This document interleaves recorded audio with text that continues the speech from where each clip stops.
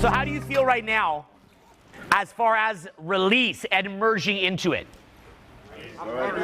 Okay? So it's always hilarious for me to watch some aspirational YouTuber or social media influencer or speaker. Watching public speakers for me is just watching people that are so awkward, they don't know what they're doing, and they're trying to do it from their control muscle. So they're up in front of the crowd like, hey guys, okay, so I'm the expert. Here's what we're gonna learn today. All right, this is gonna be super cool. You know, it's like the funniest thing for me to watch. It's like watching people trying to date or socialize. It's just like watching this complete dumpster fire. So, well, we want to get really funny. When I teach you what you're gonna learn about marketing, you know, in the next few days, particularly Saturday, but in the next few days, you're going to see how most people are marketing, and it's just like a face palm. It is so bad watching people market, particularly social media influencers who use PayPal or Subscribestar or services like that, and they just beg people to go to their Subscribestar, like, or their PayPal. They're like, okay, guys, to keep this going, I just need you to give me a donation. Like, really, bro?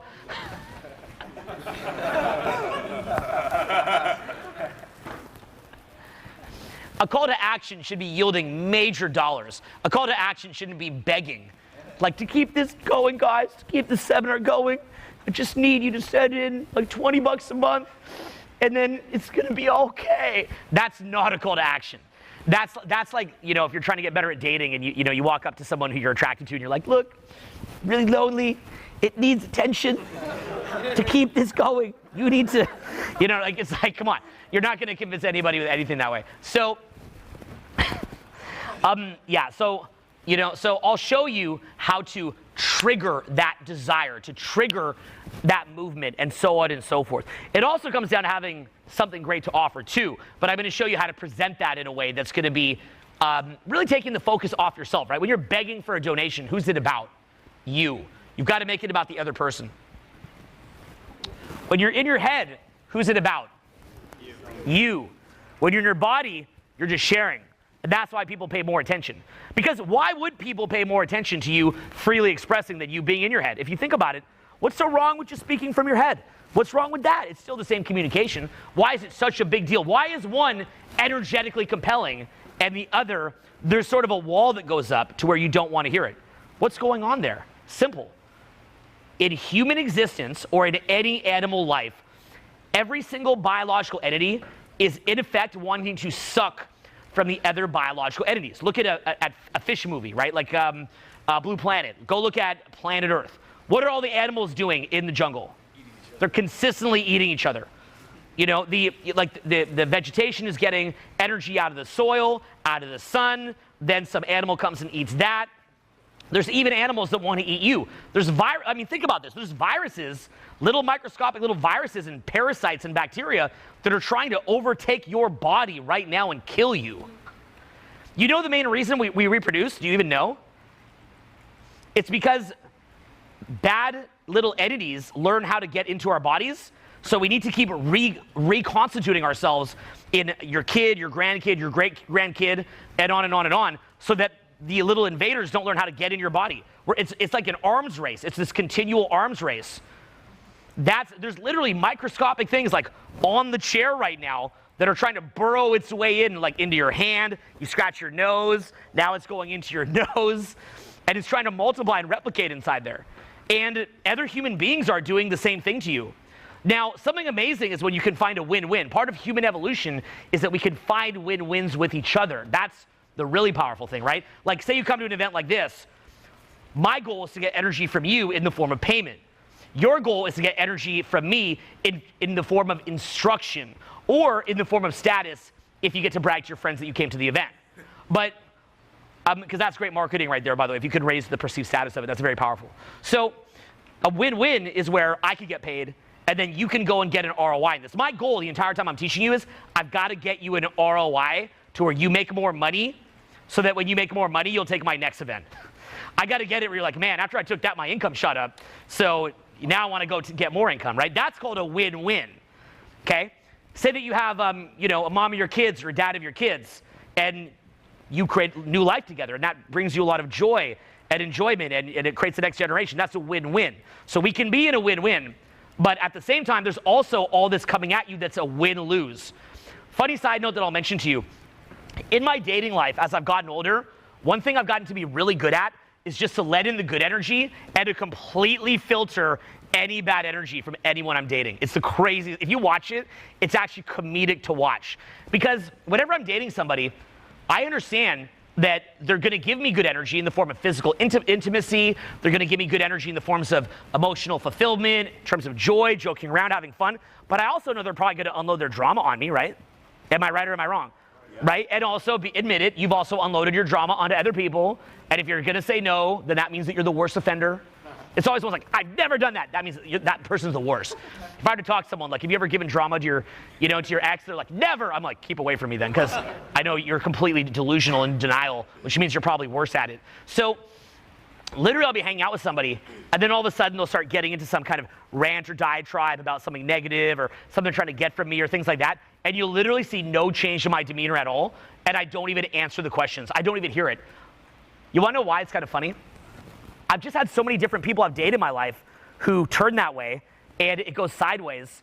And then you spend all this time emotionally investing into somebody, kind of building synergy with them and getting to know them and putting time in it. And then at the end of that, it ends, and what do you have left?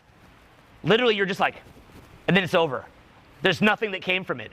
So from that, I said to myself, well, what did I get from all the different relationships that I've had? I think it's very spiritually uplifting. I think relating to someone else on that higher level when you're seeing each other is very spiritually uplifting. So then I ask myself, well, I'm going to continue to see new people at different points in my life. How do I make sure that it's very uplifting and I don't leave from it kind of burned? And what I do is I just don't take on their baggage. When you watch somebody try to give me baggage, someone I'm seeing, it's like watching an expert tap dance around it. I do it unconsciously. Like, they hug me, kiss me, we hook up. I'm like taking it all in, enjoying it, having fun. Then they bring drama, and I'm like, and then I just keep it moving. Like, it's like a slippery eel. You can't get it. You can't get me. It's hysterical to watch. Sometimes, like, I'm almost like watching it, because I don't do it on purpose. It's not intentional at this point. I've just learned, like, when somebody's feeding you drama, what are they trying to do? They're trying to load you up with negativity, and they're trying to take that negativity out of themselves and put it on you. So what I've learned is just don't even indulge. Because, funny question to ask, when you have indulged with your partner's negativity, did it really bring you closer? No. They just realize now they can do that to you. You're just the person that they can do that to now. You're the person without a boundary. You're losing your halo effect. They're not worried about, like, they know they can just throw their crap at you and you don't care. So I always want to keep the person I'm dating excited about me. I want to keep it where they value me. So I want them to understand there's a clear boundary here. The good gets in, the bad, there's a wall. You can't get me. I could read you I'm not going to do it, but I could read you so many text messages. I'm never going to do this, but I could read you so many text messages from girls that tried to, like, get in my head and, like, just say all this weird, nasty stuff to me. And you would be shocked, because honestly, if they go over a boundary, I'll just politely say, hey, that's past the boundary, but I hope that you feel better, and I hope you're doing awesome. And they're making some kind of demand for, like, more time or more this or more that, and then they may not call back for a couple days. Why do they not call back for a couple days? It's a tactic. What are they doing to you? They're testing, but what else are they doing? They're trying to just get you to get all negative and panicked. I don't panic. I keep my cool. I'll do that. They'll look at my Instagram story, and I'm just out with my friends, like completely indifferent. And they're shocked by that. They're like, why didn't it work? I've manipulated all these other guys and, got them all upset. This guy just doesn't care. When I see them, I'm like, babe, let me tell you something. I think you're amazing. I love you to death. Yeah. You will never get under my skin. Keep trying. I'm just going to have fun with you. You can get all crazy. But then I say to them, I go, but you know what else? I'm not going to dump you for this either. So feel free to act like this all you want. I'm not going to dump you because it doesn't affect me. So on the good side, I'm not going to dump you. But on the downside, I'm also not going to be affected. And once they've gone through 4 or 5 episodes like that, and they just see you're so consistent, they just fall head over heels in love with you. Because they value you more now, and you're getting more out of it. I completely have faith that if someone leaves me, I will just meet somebody else. I'm happy to continue with that person. My biggest thing I do in a relationship is I always want to value the person the same as I did when I first met them. And I'll tell you why. I've seen so many people do this to me where either someone I'm dating or someone I'm working with, they're first working with me, They're so excited. I got a new assistant here. This guy's beside himself. He's literally like, like freaking out to be assisting. It's so funny for me to watch him, right? I can't see if he's back there right now. But he's literally like freaking out. He's losing his mind. Is he back there? Yeah. Okay, all right. I should almost bring him up here to see how excited he looks, right? And I'm watching this, and to me it's like watching a cartoon. Because I understand that's how a new team member starts, and then slowly but surely, they just kind of go to the down to the mean, to the default, right? So I know that when I'm first meeting somebody, that way they are at first is not the way they're going to stay. At first, what they're doing is they're giving their best. Why is that? Because they want to bait you to sort of merge with them. They want to make it where you're invested. And what happens is you get so much good emotions from that other person. What do you start doing? You start to get invested in them and even lead on them for good emotions, right? What I can do is I can keep a baseline positive emotion at this point in my life where I'm very happy. And then if someone wants to give me added emotion, I'm just like, woo, yay. But then if they go to take it away, my baseline is strong enough and stable enough that it's really not a big deal. And because I so enjoy going to meet new people, I'm like, oh, the movie ended. What's the next movie? And by the way, a lot of people, when they think of their exes, they're so salty, right? They're like, oh, I hate them, which ultimately means that they still want them. I'm not even like that. If you ask me about any ex, ask me any ex. Oh, she's amazing. She's the best. Well, if you think that highly of her, why aren't you with her? Just a great time. And I don't think any deeper about it. I remember how good it was. I have no bitterness, no saltiness, which, by the way, not to be like sound nasty, but like in like a creepy way, that's like the ultimate like win. Like not to be nasty, it's like almost like the ultimate revenge. Right? How frustrating is it when you see your ex just completely winning, totally indifferent, and they're like, you're amazing. Keep winning, right? But I'm not doing it to be mean. It's real. Like if I saw one of my exes winning right now or getting married to some other guy, I'd probably be in tears happy for them. I'd be like, wow, that's amazing.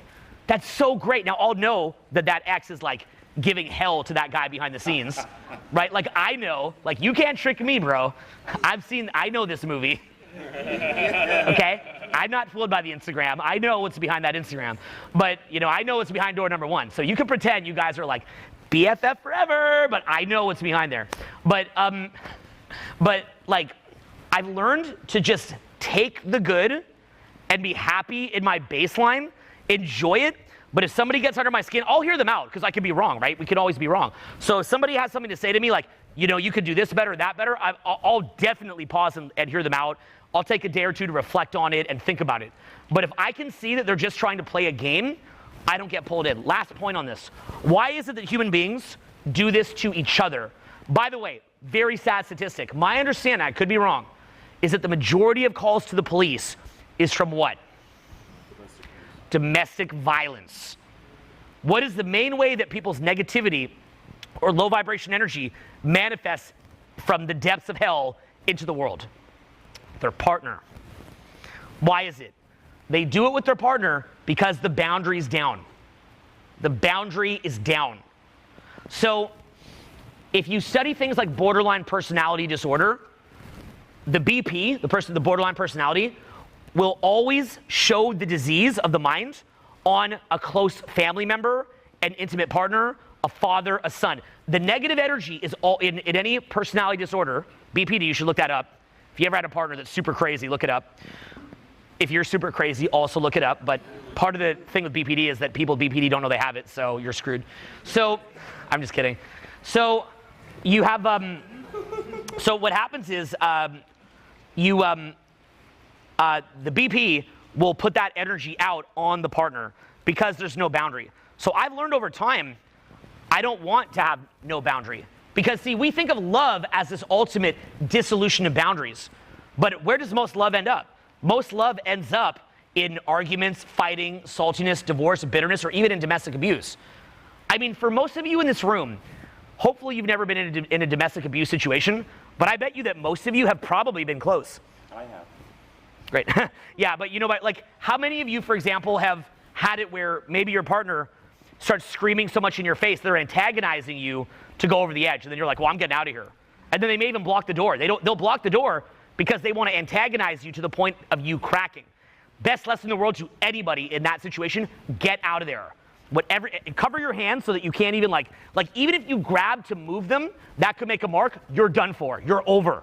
So you can't even do that. You've got to just like, be like, and just get out of there, okay? And by the way, if someone's pushing you to that point, cut it loose, because that means they can push you to that point again. And believe me, if you go over the line, even though they push you there, it'll be you at fault. So if somebody's antagonizing you, simply cut them out of your life forever, forever. Because they're pushing you to something that is going to ruin your life. Never, never hit a woman. Never, if you're a woman, hit a man. Never hit anybody, period. You do that, you are in so much trouble. Your life will change forever. So if you're seeing that it's getting pushed to that point, it's done.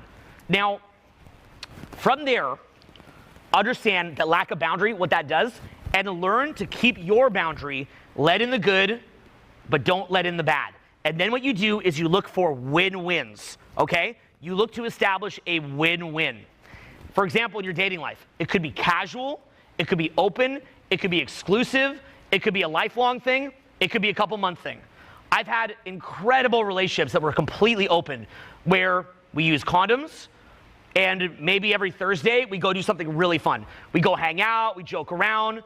Yeah, we'll hook up, but that's the least of it. Like, that's the least of what I'm getting out of it.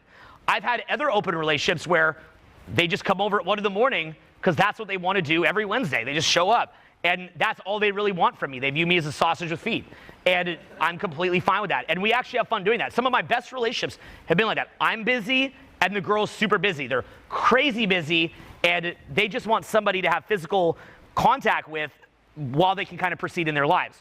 I've also had great monogamous relationships where we're best friends, we go do things together, we have fun together, and that's nice because you don't have to use a condom. You can have great sex with a condom, but you can have even greater sex without. But you can still have great sex with a condom. I enjoy condoms because I feel like you're being safe. I like being safe. I like it. The worst feeling in the world is you hook up with someone you don't know and you didn't use a condom, and right after you finish, you're like, what was I thinking? It's the worst. It's like, it feels good in the moment, feels really good, but then after, it's the worst feeling you ever had. So I like condoms, but it's also nice to be seeing somebody where you don't have to use them, and maybe you can explore your sensuality to a higher degree, right? So it's like, all of it's like really good, really, really good. But I've had many different great relationships, and what I've learned over time is if I see that that relationship has turned, I will cut it loose. Now, I'll take the feedback, I'll listen, and I'll cut it loose. So back in the day, here's what would happen. I'd start off a relationship, the first 3 to 6 months, amazing, 10 out of 10.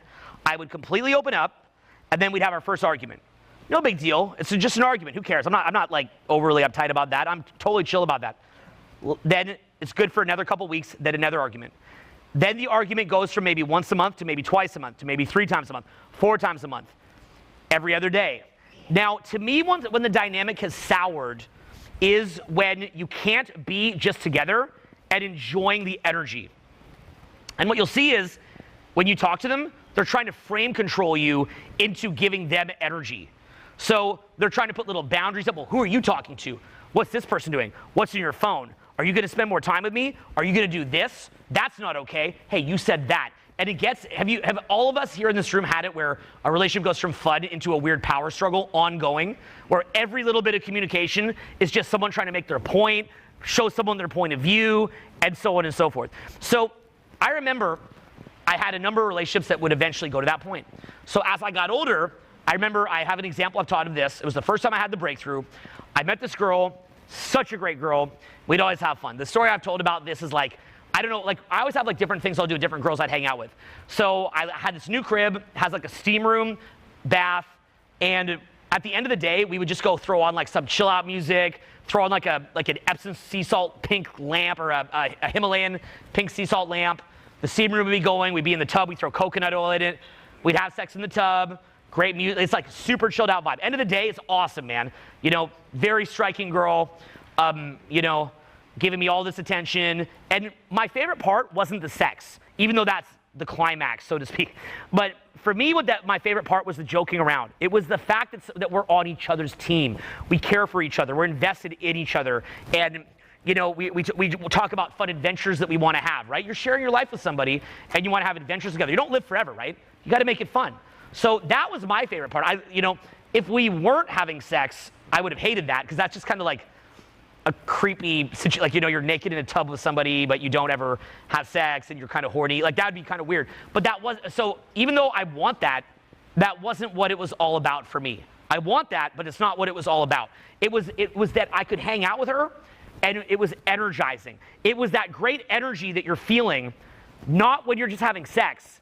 Because that's what paradigm most of us are in. We're in a taker energy, and then we're just trying to get sex, right? Like, when I'm talking to you here, I want to give you energy, I want you to have fun, and I want you to give me back energy. And for us to be having fun together. So you walk out of here tonight, and you're like, wow, that was amazing. I walk out, I'm like, that was amazing. It was mutually energizing. It's a win-win. That's where real synergy happens. I love that about human beings, that we can have that. And sharing your life with somebody else is so much more fun. Like, I've got this big fat crib back in LA, and I literally put another house near it where a bunch of my staff can stay in bunk beds, specifically because I like sharing that house with people. It's fun to have someone to share your life. But let me tell you, imagine being in this big room here all by yourself. Maybe this was like the TV back here. Or that's the TV back there, right? And you're like, hello? Hello? Big movie. All for me, right? Like, when I'm alone in my house, which is not that common, but if I am, I'm like, hello, Mr. House. Just me and you. That's not cool, right? I don't want to go to some super nice restaurant by myself. I can enjoy it. I'll go to a movie by myself. I do stuff like that. I'll go on a hike by myself. But what I think makes it fun is going with somebody else. It's like a shared meaning. We're human beings. We're synergistic. That's part of our biology. Some people are such lone wolves that they're not like that. That's really cool too. But I think a lot of us are like that. So it's nice to have somebody to share it with. The problem is that we want somebody to share it with. And a lot of the time guys will get this rep as being like all about sex, all about sex. I think men and women just want somebody to share their time with and to feel energized with. And it's like this weird, like, false dichotomy, like this false dynamic that, like, guys are all horny and, like, girls aren't or whatever. I think everybody generally wants the same thing. It's just that society sort of judges it a little bit differently, and for that reason people can act differently. But I think we all are human. We want the same things. So what I've learned is that I will start looking at my relationships from a synergistic standpoint of what am I getting out of this, okay? What am I getting in this relationship in the sense of, am I giving? Am I giving to someone who is receiving? They're receiving me well, and am I receiving them well? And we're gaining from this. What I learned was this. In a relationship, in the past, here's what I'd do. I'd get in it, and I'd enjoy it, and it'd be good for a few months, a little fight. Good for a week or two, another little fight, until the dynamic eroded to a power struggle. Now at this point, here's what's happening. If we're still having physical intimacy, that part's good. Frankly, when you're mad at each other, that can be even better. I hate to say it, but it's true, right? It's still super hot. And I'm addicted on the intimacy and the physical contact. But what's happening is I'm being depleted by the personality and the dynamic. So I'm being depleted by the dynamic. I'm being fed by the physical side. And now what's happening is because I'm depleted energetically, what do I have left at this point? Only one thing. What's left? The physical. So now I need them to even function because I've been lowered energetically and depleted by the toxic dynamic, but I need the physical side in order for me to feel normal. Then when you break up, not only have you been depleted, but you even lost the physical side. And now you're a wreck. So ironically, the same person that's depleting you, you begin to crave them. That's why human beings do this. We do it unconsciously. Why? So the other person can't. So the other person can't. You ever had this done to you? Bigger question, more important question, you ever done it to somebody else? You might have not known you're doing it. I had to recognize that in myself. Some of my relationships from my early 30s, I was like, that's what I'm doing. I could see I was doing that. And I was really sad about it. So I took real action to make sure that I don't bring my drama to other people. Ironically, for a lot of people, when you date them, their version of real intimacy is the fighting. Is when you're like, we're going to deplete each other so neither can leave. Very bad. So part of what we're going to do this weekend, this is to get you thinking about it, between now and Saturday, I want you to be thinking about the different relationships you have in your life, business-wise, friendship-wise, dating, love, and romance-wise, and I want you to rate what you're getting from it and what it's taking. So that's going to be part of your homework. We're going to go back into the communication side, okay? But that's going to be your homework between now and then. We're going to do very, very heavy auditing together and look at everything in your life. I'll tell you right now how I fully came up with this. It was from playing video game. Okay? There's a game called Horizon Zero Dawn on PlayStation 4. Who here has played Horizon? Put your hand up. Okay. So you know when you're crafting the ammunition? So in most games, it's just that you just press the button a lot, you kill the enemy, and if you kill the enemy, you go to the next level, right? Well, how is Horizon different? How do you get the ammo in Horizon? You have a bow and arrow, right? How do you make all the different fire arrows and this arrow and that arrow? How do you make it? You have to gather the parts. You have to craft it, right? So in Horizon Zero Dawn, you could beat the enemy, so you feel like you're moving to another level, but you actually went backwards. Because if you take too many hits, well, now you've got to go get a bunch of medicine because you took too many hits. And so now you're going to have to take all these hits. Then, likewise, you know what else you did? You had to use wood and wire and like gasoline or whatever the heck it was to make the arrows. If it took you too many arrows to kill the animal and it took too much life down, anytime that you kill an animal in Horizon Zero Dawn, you harvest it for parts. It's actually a robot. It's not an animal. You harvest this like robot animal. It's a robot dinosaur, to be specific. It's better than it sounds, trust me. So it's like the most incredible thing I've seen in my life, but like it sounds like it sucks. So basically what you have, yeah, it's like amazing. So what you have is when you play Horizon Zero Dawn, it trains you to look at a cost-benefit analysis of every single time that you move forward. Because you kill an enemy, you're like, oh, I moved forward, but wait a minute, I just blew my whole load of my ammo, which I'm gonna need for other dinosaurs to kill. I got back I gave an 8 of my whole resource, but I got back a 3. Wasn't that great? I got back to 3. Isn't that a win? No, you've got to restart. You actually have to go back to the last save point, because if you do that too many times, then what happens is you're forced to just use your club, and now you've got to run around clubbing small prey to get enough ammunition to kill the big stuff, right? But when you kill big stuff, you do get a lot back, but you might have to spend more than you get back. So it's literally ongoing math. That game took me like 40 hours to beat. So it was like literally like, I want to show my kids how to play video games. So I haven't played video game in like 2 decades. I showed them how to play this. I played that in God of War. They're both awesome. So it taught me to think in terms of cost-benefit analysis. So let's say that you have the physical side, which is good, right?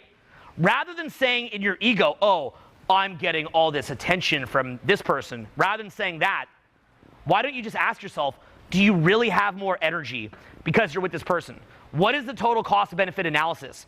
Here's the problem.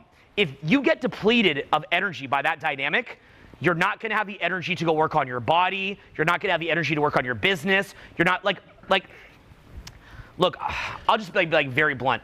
I remember another time I realized this. Do you guys know who Alexis Ren is, the Instagram model? Yeah. Okay, I remember like I'd had this like a very toxic dynamic going with a girl I'm dating, and I saw Alexis Ren at Erewhon in LA, and I remember feeling so toxic in my body that like I couldn't even go say hi to her. I'm not even necessarily trying to like do anything super crazy to meet Alexis Ren, but wouldn't it be cool to at least have her in your social circle? I know how to get people like that in my social circle. It's not really that hard. I run parties. I know a lot of people around LA. Surely I could go say hi, crack a couple jokes, talk about some mutual people that we both know, maybe invite her up for a shoot, maybe invite her up for a party. I'd always want to meet her because I like her stories on YouTube and stuff, but I couldn't go talk to her. I'm like, why can't I go talk to her? This is so weird. That's when I realized, wait, something happened to me. And here's what I call it. I call it a poison drip. Say that word, poison drip. It's not the overt huge fight. It's this constant like little power dynamic, these like the little scowling, the little looks of disapproval, the little looks like you're not good enough. There's a girl I went out on a date with the other day, and she was like, oh, you know, you have to be here at this time. I said, okay, I'll call you an Uber. So girl I've been hooking up with. Okay, I'll call you Uber. She's like, well, am I gonna have to wait at the restaurant then? I'm like, yes, you're gonna have to wait exactly 11 minutes. Is that okay? Well, why don't you just get there? Just use Lyft. Right now I'm gonna go buy this girl dinner. Now, look at the mentality there. Why is she doing that where she's saying, I don't want to wait 11 minutes for you to arrive? She's doing it so that when I go do something nice and beautiful for her and take her for a beautiful experience, I took her to Gwen on Sunset in LA. It's a beautiful steak restaurant. When I go do that for her, well, what's going to happen? I'm going to feel like I'm not going to get to let the win land. It's like I did something wrong. It wasn't good enough for her. Now, remember earlier we talked about what's called the winner effect? You guys remember that? When you feel like you're winning, your serotonin, your dopamine, your brain chemistry shoots up. When you feel like you're winning, you can come up with things to say. You're creative. You move up. Well, when you feel like your partner or the person you're dating doesn't like you or isn't thinking highly of you, your winner effect goes down. That's why my favorite thing in any relationship is someone that really likes me and values me. Because when they don't like me and value me, my winner effect goes down. So what I've learned to do over time is when I see that happening, I have a clear boundary. When she did that, I just went, look, I'm not installing Lyft. You're going to wait 11 minutes. That's it, right? Then she tried to scowl at the restaurant. I was so utterly indifferent. It doesn't even go into me anymore. Back in the day, I would have let that get under my skin. Doesn't now. I had a great dinner, was completely indifferent. We had great physical after. All good. All good. And then she tried the same thing again later. She tried the same kind of thing. I went indifferent. She didn't call me back for a couple of days. Great time. And she's going to see it in my story. Don't care. I'm not even posting the story to make a point to her. I'm just going about my life. I've got to the point where I realize anybody who you interact with in life is going to try to push the boundary. Just say the word, push the boundary. Everyone's going to do it. At your work, your boss is going to ask for more hours from you. They're not going to give the raise. If you're the boss of a company, you don't think every team member I have is going to come to me pushing for a raise to do less work? They all are. All of them. They're going to push and push and push. And I've learned over the years, at the end of that little tunnel is them leaving. After you give them 95% to your 5%, they still leave salty. They'll still discard you at the end of the day. You want to know why? Because the more concessions that you make, what winds up happening is it skews what's called the buyer-seller dynamic. Say that with me. Right? Because you give away the energy, which lowers you. Now because you lowered yourself and you made too many concessions, they don't value you anymore. And because they don't value you, they don't engage with you, they're not on their best behavior with you, and you're done. So they will literally, it'll slowly erode to that. So you've got to be at a point in any relationship, whether it's work relationship, whether it's a romantic relationship, whether it's a friendship, you've got to clearly know where your boundaries are. So what we're going to be auditing, this is your homework between now and Saturday, is I need you to think about this context that I created. I need you to do a full audit of everybody in your life, work-wise, romantic, friendships, everything. You've got to audit this, and I need to see in writing what you're getting out of it and what you're giving to it. And it's great to be a giver. I'm a giver. I want to give as much as I can in every situation. But if there's too many situations where you're giving more than you're getting back, that is not healthy. It's good for the joy of giving freely, to be in the flow, to be in high vibration. You should do that, but that should be a set amount, okay? In life, you should have a vice of some kind where you could be naughty and do something unhealthy, but it's a set amount where you don't go overboard, right?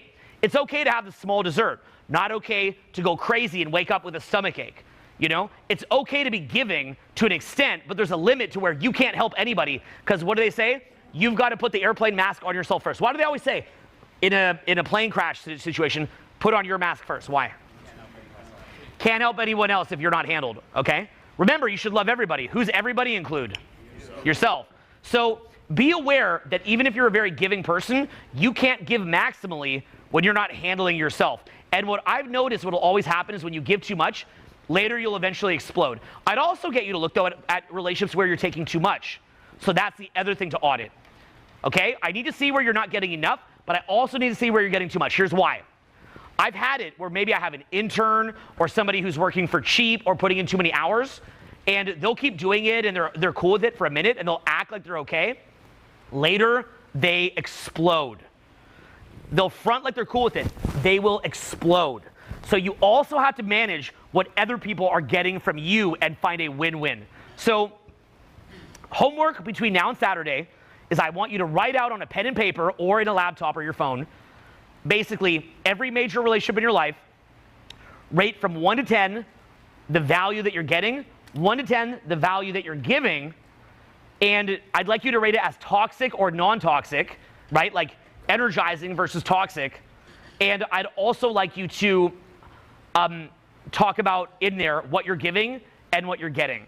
And it's okay to have a certain percentage of people that are sucking energy from you because maybe you're mentoring them. In that case, if you're mentoring them, what are you getting? You're getting the spiritual growth and that aspect of charity, right? What do they say most people should give to charity? What's the general rule? They say 10%, right? when we give that 10% to charity, how does that, and it doesn't have to be just straight money, it could be whatever, but when you give that 10% to charity, you gain spiritually. But what happens if you start giving 50% to charity, 100% to charity? Now you have nothing left to give. You're not going to keep, if you give away 90%, you're going to go bankrupt, and then you're not going to have that whole lifetime of the 10%. So it's okay to have that like stupid cousin that you help, but it has to be within a limit, right? And likewise, you could be getting help to an extent if someone's helping you, but don't go overboard. So it's done within a limit. You can also have a vice. I'm going to encourage you guys to look at your vices later and to be honest about those vices. If you have something that you're doing that's unhealthy or bad for you, I'm 100% supportive of that. I think everybody should have some kind of a vice. Anytime that you do a self-help development seminar and you don't own the vices, in my opinion, that is so toxic. Everybody has a vice. Everybody. Some kind of stupid thing that you do, okay? In my case, Instagram models. Yeah, but like, but literally, like, I'm kidding. So literally what you have is, like you have that kind of like naughty thing that you do, and you'll have that, and that's okay. You can do that a bit. But think of a vice like a nap, okay? You ever take like this perfect 20-minute nap where you wake up feeling like you have more energy? You ever do that? You ever do that nap where you fell asleep for like 4 hours in the middle of the day, you wake up with a migraine, you can't fall asleep later that night, so the migraine persists, and it's like 3 days that threw off your sleep schedule because you took too long of a nap?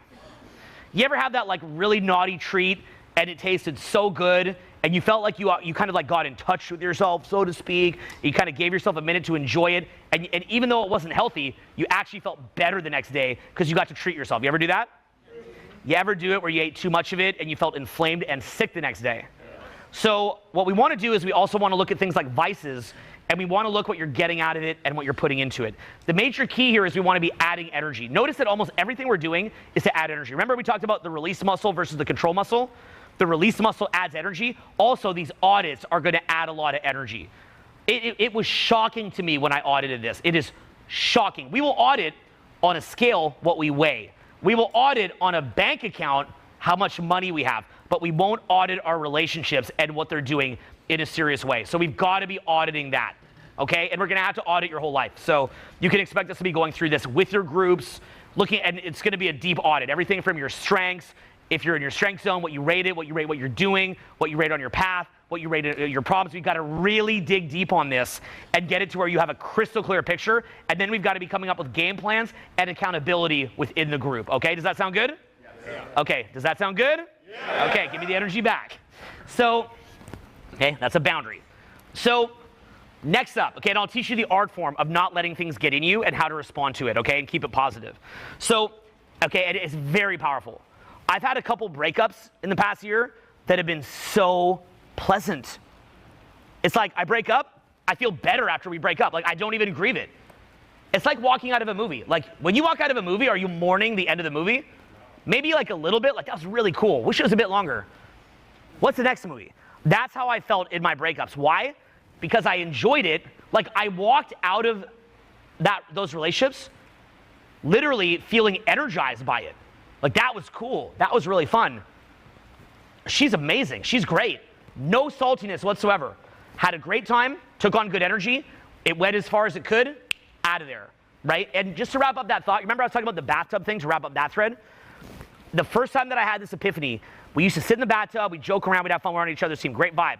And I noticed that it was devolving into that weird, frame control battle thing. And what was weird is in my mind, I'm like, I'm so happy to go back to how this was.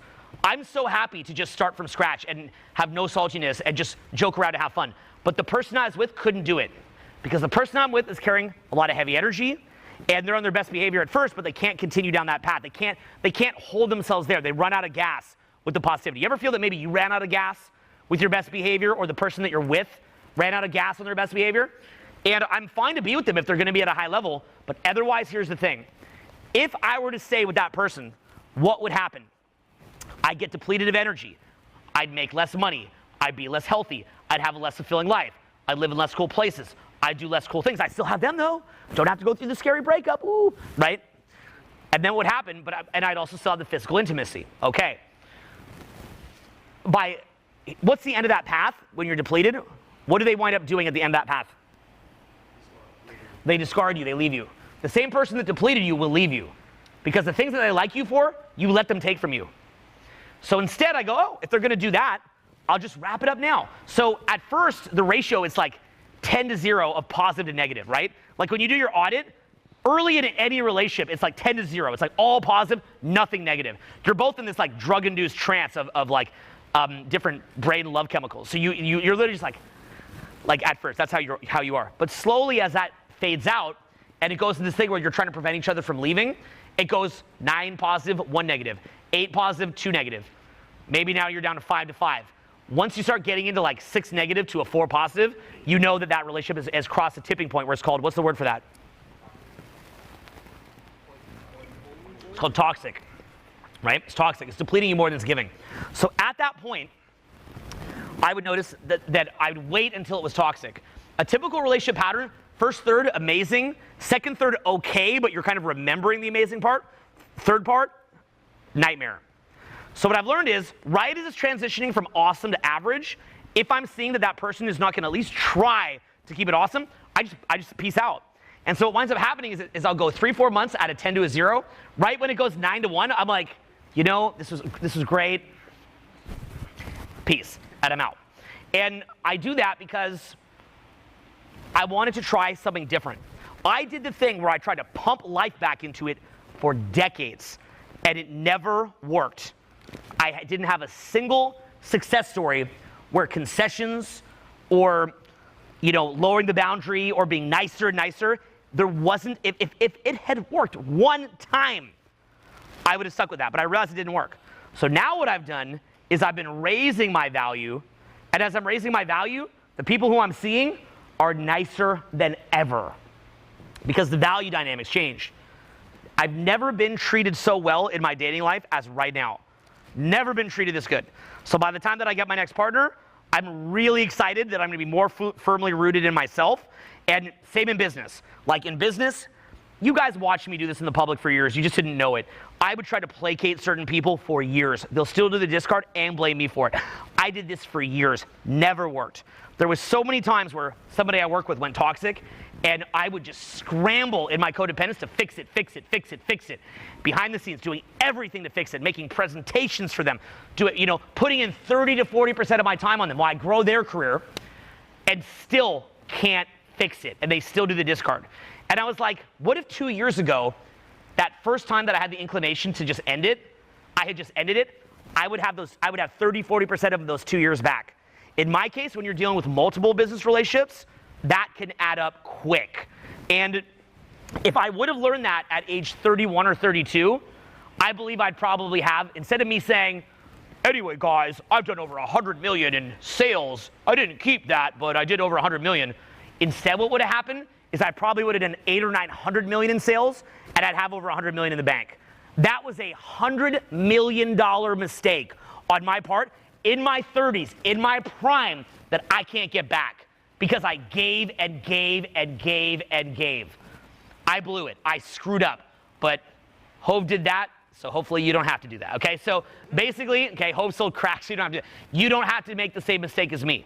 You don't need to blow your 30s desperately trying to feed life into situations that aren't going anywhere. You don't have to. So what I've learned now is I rapidly audit. I do an honest assessment of if it can be fixed. I will give it a couple chances to fix it. I'll have a deep, real conversation, try to get on the same page. That's normal. That's healthy. That's not toxic, okay? Having a little hiccup, getting back on the same page quick, that can even make you stronger. Like that can literally make you come back stronger. You're getting more on the same page. That's beautiful. I love that. But if it's going toxic, you got to get out. So your homework is, how can we get to the point where in a decade from now, you have engaged in relationships and interface with people in a way where you're coming out loaded with energy. And by the way, the people that I've seen do this effectively have so much energy. They're so happy. I started looking at people who I look up to and admire. They don't put up with this crap. They've got great people around them who admire them. One of them, frankly, was Eben Pagan. His entire staff would look up to him. And I'd look at, and this isn't like to be mean or like to be salty, because it would probably sound that way, but just to be very real, I'm like, this guy's doing he's paying his people less than I pay my people. He's doing less for them than I do for my people. And they think he's God. what is happening? Why is this happening? It's like the husband that just takes out the trash while the wife's hitting him in the head with the broom. You know, the more he takes out the trash, the more resentful she gets. If he actually would just have a boundary, she'd get attracted to him again, right? So he can get laid once a week. Or, you know, conversely, it's like the wife just cooking that great food, and he doesn't even come home to eat it. He just goes out and drinks beers with the boys, comes home, passes out, doesn't even appreciate the meal, and then complains that she's wasting food, you know? Whatever, and I'm making stereotypes there. It could be in reverse. Maybe you're, you know, the guy making the food, maybe vice versa. It could be whatever. There's no stereotype here. I'm just saying, whatever it is. So you don't want to get into a situation like that, okay? You don't want to be in that. You want to be in the situation where you're being fed. So can you guys have this audited by Saturday? You're going to have tonight and tomorrow. Yes or no? Yes or no? Yes. Okay.